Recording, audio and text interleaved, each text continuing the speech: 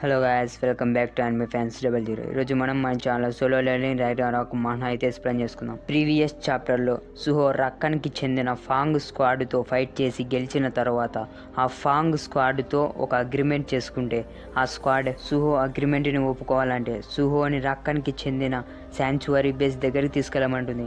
తర్వాత సుహో ఆ డంజన్ నుంచి బయటకు వచ్చాక సుహో అక్కడే డి ర్యాంక్ డంజన్ని క్లియర్ చేశారని వేరే గిల్లకు తెలియడంతో సుహోని హైడ్ చేసుకోవడం కోసం గిల్ల నుంచి చాలా కాల్స్ వచ్చుంటాయి. అప్పుడే సుహో ఆ స్క్వాడ్ చెప్పిన శాంచువరీ బేస్ దగ్గరికి వెళ్లేందుకు రెడీ అయ్యి వెళ్తాడు. అక్కడికి వెళ్ళి చూస్తే ఆ బేస్ని ఆల్రెడీ హైనా గిల్ ఆక్యుపై చేసి ఉంటుంది. అప్పుడు సుహో ఆ బేస్ లోపలికి వెళ్ళాక ఒక చెత్త గ్యాంగ్ని చూస్తాడు. అక్కడ వాళ్ళు ఒక అమ్మాయిని ఏడిపిస్తుంటే సుహో ఏమాత్రం ఆలోచించకుండా వాళ్ళకి బుద్ధి చెప్పడానికి వెళ్తాడు. ఇక దాని తర్వాత ఏం జరిగిందో ఈ వీడియోలో చూసి తెలుసుకుందాం.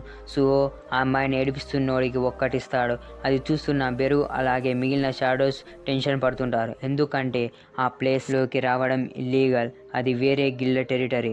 అప్పుడు సుహో చెత్తన డాష్ కానీ పడుకోబెట్టుంటే అదే చెత్త గ్యాంగ్లోని ఒకడు ఎవర్రా నువ్వు అని అంటే సుహో తన బాడీ ఓన్గా మూవ్ అయ్యిందని ఆ చెత్తన డాష్ గాళ్ళకు దొరకకుండా ఉండడం కోసం తన షాడో సోల్జర్స్ని వాడి తన ఫేస్కి మాస్క్ అడ్డు పెట్టుకుంటాడు. అప్పుడు వాళ్ళతో, మీరు పీపుల్స్ని కిడ్నాప్ చేసి ఏం చేయాలనుకుంటున్నారు, యూ హైనా గిల్డ్ బాస్టర్స్ అని అంటే వాళ్ళల్లో ఒకడు, అసలు నువ్వెవర్రా, నువ్వు మా టెరిటరీలోకి వచ్చి ఎంత ధైర్యం ఉంటే మా మీదే అటాక్ చేస్తావు, చావాలనుకుంటున్నావా అని వాళ్ళ బ్యాచ్లో వాళ్ళని సుహో మీదకి అటాక్ చేయడానికి పంపిస్తాడు. సుహో అక్కడికి వచ్చే ముందు ఆ బేస్ గురించి అలాగే హైనా గిల్డ్ గురించి రీసెర్చ్ చేసి వచ్చుంటాడు. సుహో చేసిన రీసెర్చ్లో హైనా గిల్డ్ మెంబర్స్ డి ర్యాంక్ అని తెలుసుంటుంది.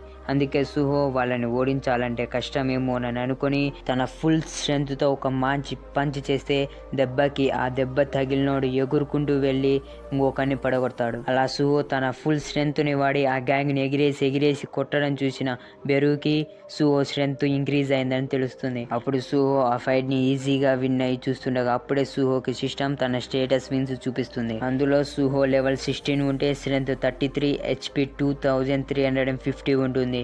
ఇక సుహో ఆ చెత్త గ్యాంగ్ని థ్రెడ్తో కట్టేస్తాడు. అప్పుడు బెరు సుహో దగ్గరికి వచ్చి, కాస్తుంటే వాళ్ళకి నీ ఫేస్ రివీల్ అయ్యేది, కాస్త జాగ్రత్తగా ఉండండి యంగ్ మోనార్క్ అని అంటాడు. అప్పుడు సుహో సేవ్ చేసిన వాళ్ళు సుహోకి థ్యాంక్స్ చెప్పి సుహో అంటారేమోనని అనుకుని, నువ్వు హంటర్ అసోసియేషన్ నుంచి వచ్చావా అని అడిగితే సుహో తన ఐడెంటిటీ బయట పడకూడదని భావించి అలాంటిదే అని అంటాడు. ఆ కిడ్నాప్ అయిన వాళ్ళల్లో ఒకడు తనతో పాటు కిడ్నాప్ అయిన వాళ్ళని తను సేఫ్ గా తీసుకెళ్తానని చెప్పి ఆ హైనా గిల్డ్ మెంబర్స్ ఏ వ్యాన్ అయితే వాళ్ళని కిడ్నాప్ చేశారో అదే వ్యాన్ ని తీసుకొని వెళ్తారు. అది చూసిన సుహోకి ఎందుకు హైనా గిల్డ్ పీపుల్స్ ని కిడ్నాప్ చేస్తున్నారు అన్న డౌట్ రైజ్ అవుతుంది. అప్పుడు ఫాంగ్ సుహోని పిలిచి, నేను ఫీల్ కాగలుగుతున్నా అని అంటే సుహోకి తను ఏం మాట్లాడుతుందో అర్థం కాక, నువ్వు ఏం ఫీల్ కాగలుగుతున్నావు అని అడిగితే అప్పుడు ఆ ఫాంగ్, నేను నిన్ను ఇక్కడికి తొలకరావడానికి రీజన్ అని ఒక సెటర్ సైడ్ వెళ్ళమని చూపిస్తుంది. సుహో ఆ సెటర్ తెరిచి లోపలికి వెళ్ళి చూస్తే ఏవో కేజెస్ అలాగే ఏవో ఇంజెక్షన్స్ ఉంటాయి. సుహోకి ఆ గ్యాంగ్ అక్కడ ఏం చేస్తున్నారో అర్థం కాక ఆలోచిస్తుంటే అప్పుడే సుహో బెరు వాళ్ళకి పక్కనే ఉన్న ఒక కేజులో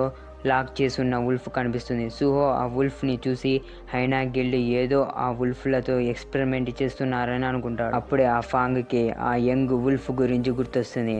ఆ యంగ్ వుల్ఫ్ ఫాంగ్ మోనార్క్ అయిన రాకెన్ వారసుడు. సంగ్ జిన్వు రాకెన్ ని ఓడించక ముందు రాకెన్ తన ముందు జాగ్రత్తకు తన వారసుని తన గార్డుకిచ్చి ఆ సెక్రటరీ ప్లేస్ దగ్గరికి పంపిస్తాడు. ఎందుకంటే ఫాంగ్ మోనార్క్ రాకెన్ చనిపోయినా తన వారసుడు బ్రతికే ఉండాలని. రాకెన్ కింగ్ ఫాంగ్ మోనార్క్ పుట్టడం ఇష్టం ఉండదు. అందుకే తన వారసుని కాపాడుకోవాలని అనుకుంటాడు. అప్పుడు ఆ వుల్ఫ్ మెడకున్న చైన్ని విరగొట్టి దాన్ని ఫ్రీ చేసి చేతిలో పెట్టుకొని చూస్తూ ఉండగా బెరువు వచ్చి తను ఏదో ఎనర్జీని ఫీల్ అవుతున్నానని అనుకొని మళ్ళీ ఆ ఎనర్జీ ఆ వుల్ఫ్ నుంచి వస్తుందేమోనని అనుకుంటాడు. అందుకే సుహోతో, దాన్ని ఇక్కడే వదిలేస్తే ఈ వుల్ఫ్ చనిపోతుంది, ఇప్పుడు ఏం చేస్తారు యంగ్ మోనార్క్ అని అంటే అప్పుడే సుహో మాట్లాడుతూ ఆగిపోతాడు. ఎందుకంటే సుహో అప్పుడే ఏదో ఒక ప్రెజెన్స్ని ఫీల్ అవుతాడు. అప్పుడు బెరు సుహో బయట కొట్టి కట్టేసిన వాళ్ళ ప్రెజెన్స్ కాకుండా ఇంకొకరి ప్రెజెన్స్ని ఫీల్ అవుతాడు.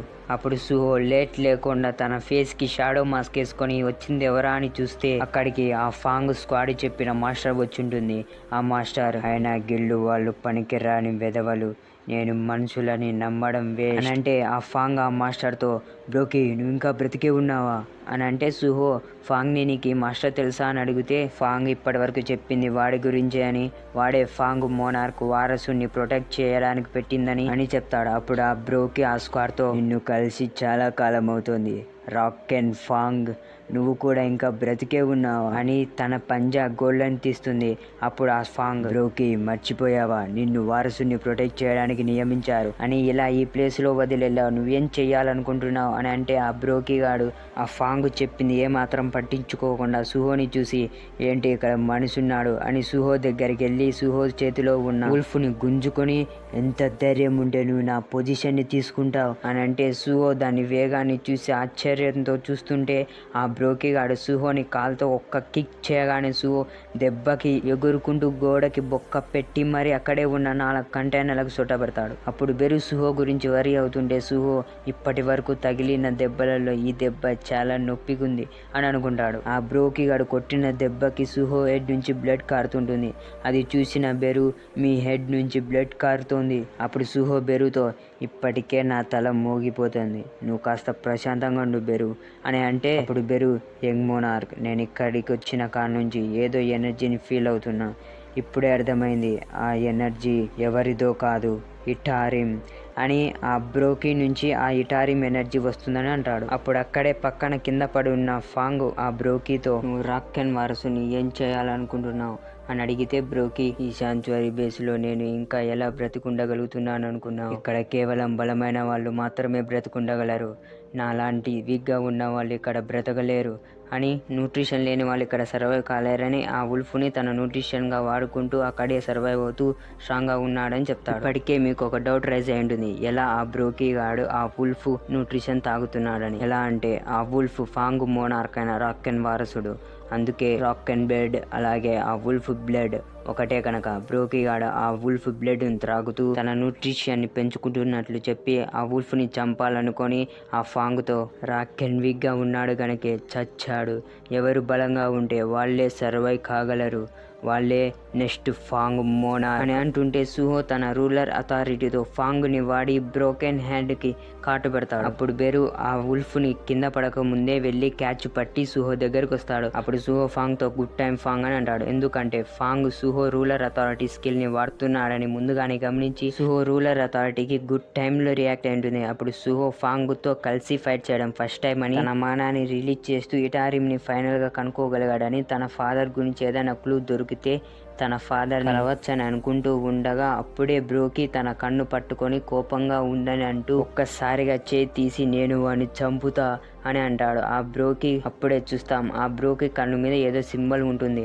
అప్పుడు పక్కన బెరు సుహోకి హెల్ప్ చేయలేక కేవలం పక్క నుండి చూడగలుగుతున్నందుకు షాడ్గా ఫీల్ అవుతుంది. అప్పుడే ఆ వుల్ఫ్ కూడా తన కళ్ళు తెరిచి సుహో వైపు చూస్తుంది. అప్పుడు సుహో తన తలకి ఒక గుడ్డ కట్టి ఫాంగ్ తో పాటు ఆ బ్రోకితో ఫైట్ చేయడానికి రెడీ అవుతాడు. అప్పుడే సుహోకి సిస్టమ్ హైనా బ్రోకిని డిఫీట్ చేయమని క్వాష్ ఇస్తుంది. అది చూసి సుహో, హైనా అని, ఆ హైనా గిల్లుని మాస్టర్స్ కంట్రోల్ చేసి పీపుల్స్ ని కిడ్నాప్ చేస్తున్నారని అర్థం చేసుకొని ఇటారిమ్స్ కూడా ఇందులో ఉన్నారేమోనని అనుకుంటుండగా పక్కన సుహోని కట్టేసిన చెత్త గ్యాంగ్ లోని ఒకడు బ్రోకిని పిలిచి వాళ్ళని ఫ్రీ చేస్తే వాళ్ళు కూడా బ్రోకి హెల్ప్ చేస్తామని చెప్పి, చూడడానికి వాడు అలా ఉన్నాడు కానీ వాడు మామూలుడు కాదు అని అంటే సుహో, నేను చూస్తుండగా నువ్వు వాళ్ళని ఇడిపించలేవు అని అంటుండగా బ్రోకి గాడు ఆ గ్యాంగ్ దగ్గరికి వెళ్ళి ఒక్క దెబ్బతో వాళ్ళందరి తలల్ని తినేస్తాడు. అది చూసి సుహో షాక్ లో ఉంటే బ్రోకి, దాకా గెలుకున్నంతో ఎవరిని ఏమడుగుతున్నావు, ఇలాంటోని ఓడించేందుకు నువ్వు నాకు హెల్ప్ చేస్తావా అని రక్తం మరకలంటిన తన నోని తుడుచుకుంటుండగా సుహో బ్రోకి అని అరుస్తూ అటాక్ చేస్తే ఆ బ్రోకి ఆ అటాక్ ని తన ఒక్క హ్యాండ్ తోనే ఆపేస్తాడు. అప్పుడు సుహో బ్రోకితో, ఆ గ్యాంగ్ ని చంపినందుకు నువ్వు వాళ్ళని చంపడానికి కారణం అదేనా అని అంటే బ్రోకి, వీక్ గా ఉన్న వాళ్ళ లైఫ్ అండ్ డెత్ అన్నది కేవలం స్ట్రాంగ్ గా ఉన్న వాళ్ళ చేతిలోనే ఉంటుంది, అలాంటప్పుడు నువ్వు రీజన్ గురించి ఆలోచిస్తున్నావా, బలంగా ఉంటే ఏది కావాలంటే అది దొరుకుతుంది అని సుహోని విసిరేస్తే అప్పుడు సుహో అక్కడున్న కంటైనర్ల మీద ల్యాండ్ అయ్యి చూస్తే బ్రోకి సుహో వెనకాలే వచ్చి సుహో మీద అటాక్ చేయబోతుంటే సుహో దాని నుంచి తప్పించుకుంటాడు.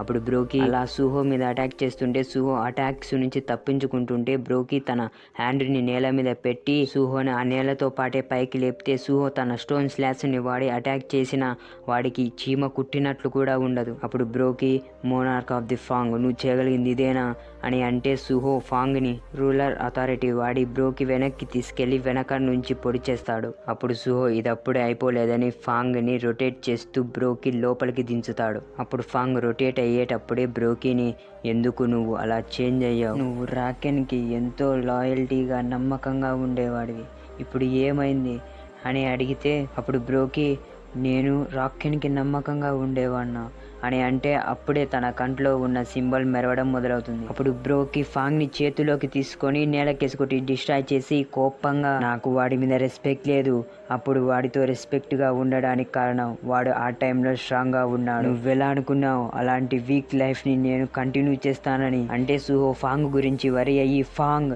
అని అంటే బ్రోకి సుహో కడుపు మీద గుద్దితే ఆ దెబ్బకి సుహో కళ్ళు పెద్దవి చేసి తన బోన్స్ ఏమన్నా విరిగాయేమోనని అనుకుంటుంటాడు. అప్పుడే తన ఫాదర్ని గుర్తు తెచ్చుకొని తన ఫాదర్ కడు నుండి ఏం చేసేవాడు అని ఆలోచిద్దామనుకుంటాడు. కానీ మధ్యలోనే ఆగిపోయి అలా వద్దని తన షాడోస్ని వాడి హ్యాండ్ షాడో గ్లౌజ్గా మార్చి ఒక బలమైన పంచ్ చేసిన బ్రోకి పెద్దగా ఎఫెక్ట్ కాదు. అప్పుడు సుహో బ్రోకి ఇద్దరు కలిసి ఒకరి మీద ఒకరు పంచెస్ చేసుకుంటుంటే బెరు సుహోకి ఏమన్నా జరుగుతుందేమోనని టెన్షన్ పడుతుంటే అప్పుడే పక్కన ఫాంగ్ లోని బ్లూ కలర్ క్రిస్టల్ పార్ట్ విరిగిపోతే అందులో నుంచి తన మానా మొత్తం బయటికి రావడం స్టార్ట్ అవుతుంది. అప్పుడు ఫాంగ్ తన స్ట్రెంత్ లీక్ అవుతుందని ఆ స్క్వాడ్ డిస్ట్రాయ్ కాకముందే ఏదో ఒకటి చేయాలని అనుకుని రాకెన్ వారసుడు సర్వైవ్ కావాలి, ప్రతిదీ సంగ్ సుహో ఒంటరిగా చేయలేడు, నేను తనకి హెల్ప్ చేయాలి, నేను ఫైట్ చేయాలి అని ఆలోచిస్తూ రాకెన్ వారసుని చూస్తే తను సుహో ఫైట్ని చూసి ఇన్స్పైర్ అయ్యి తన మానాన్ని రిలీజ్ చేయడం స్టార్ట్ చేస్తుంది.